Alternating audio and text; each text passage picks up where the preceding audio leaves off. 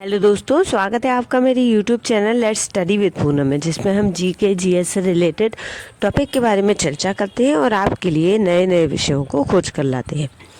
तो आज हम बात करने वाले हैं वक्फ बोर्ड के बारे में। तो चलिए वीडियो को शुरू करते हैं। वक्फ बोर्ड एक्ट को बदल दिया जाएगा। भारत सरकार इससे जुड़ा बिल संसद में पेश कर चुकी है। आइए जानते हैं वक्फ और वक्फ बोर्ड के इतिहास और भूगोल के बारे में, साथ ही इसे मिले वो अधिकार जिन पर सवाल उठते हैं। तो लोकसभा में मोदी सरकार ने वक्फ बोर्ड संशोधन बिल पेश किया है। इसके तहत अब वक्फ बोर्ड में गैर मुस्लिम लोग भी शामिल हो सकते हैं। इसके अलावा महिलाएं भी बोर्ड का हिस्सा होंगी। वक्फ ट्रिब्यूनल के फैसले को हाई कोर्ट में चुनौती दी जा सकेगी, जिसका अधिकार पहले के कानून में नहीं था। वक्फ की संपत्ति की पहचान के लिए कलेक्टर से ऊपर के अधिकारी की नियुक्ति की जाएगी। ऐसे ही कई बदलावों के साथ बिल को किरण रिजिजू ने सदन में पेश किया। कांग्रेस और समाजवादी पार्टी समेत तमाम विपक्षी दलों ने बिल का विरोध किया है। टीडीपी और जेडीयू ने कुछ सुधारों के बाद बिल का सपोर्ट किया है। हम में से ज़्यादातर लोगों ने वक्फ का नाम तो सुना है, लेकिन जानते नहीं कि वक्फ होता क्या है। किसी मस्जिद या दूसरे धर्म स्थल के वक्फ होने का मतलब क्या है, और क्या वक्फ बोर्ड में तब्दीली का असर मुस्लिम धार्मिक स्थलों के स्टेटस पर भी पड़ सकता है। चूंकि भारत में रेलवे और रक्षा मंत्रालय के बाद सबसे बड़ा भूस्वामी वक्फ बोर्ड ही है, इसलिए हम इन सारे सवालों के जवाब जानने की कोशिश करते हैं। वक्फ क्या है?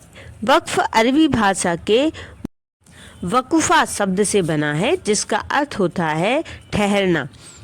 इसी से बना है वक्फ। वक्फ एक ऐसी संपत्ति होती है जो जन कल्याण को समर्पित हो।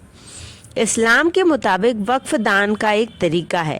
देने वाला चल या अचल संपत्ति दान कर सकता है।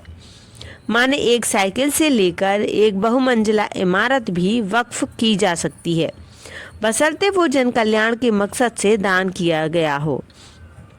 ऐसे दानदाता को कहा जाता है वाकिफ। वाकिफ ये तय कर सकता है कि जो दान दिया गया है, मिसाल के लिए इमारत, उसका या उससे होने वाली आमदनी का इस्तेमाल कैसे होगा। उदाहरण के लिए कोई वाकिफ ये कह सकता है कि अमुक वक्फ से होने वाली कमाई गरीबों पर ही खर्च होगी। मान्यता है कि पैगंबर मोहम्मद के समय 600 खजूर के पेड़ों का एक बाग बनाया गया था, जिससे होने वाली आमदनी से मदीना के गरीब लोगों की मदद की जाती थी। ये वक्फ से सबसे पहले उदाहरण में से एक है। अरब संस्कृति और भाषा की पढ़ाई के लिए उन्हें उम्दा माना जाता था। मिस्र की राजधानी काहिरा में स्थित अल अज़हर यूनिवर्सिटी को ये 10वीं शताब्दी में बनी थी और इसे भी वक्फ किया गया था। भारत में इस्लाम की आमद के साथ यहाँ भी वक्फ के उदाहरण मिलने लगे। दिल्ली सल्तनत के वक्त से वक्फ संपत्तियों का लिखित जिक्र मिलने लगा है। उस जमाने में क्योंकि ज़्यादातर संपत्ति बादशाह के पास ही होती थी, इसलिए प्रायः वही वाकिफ होते थे और वक्फ कायम करते जाते।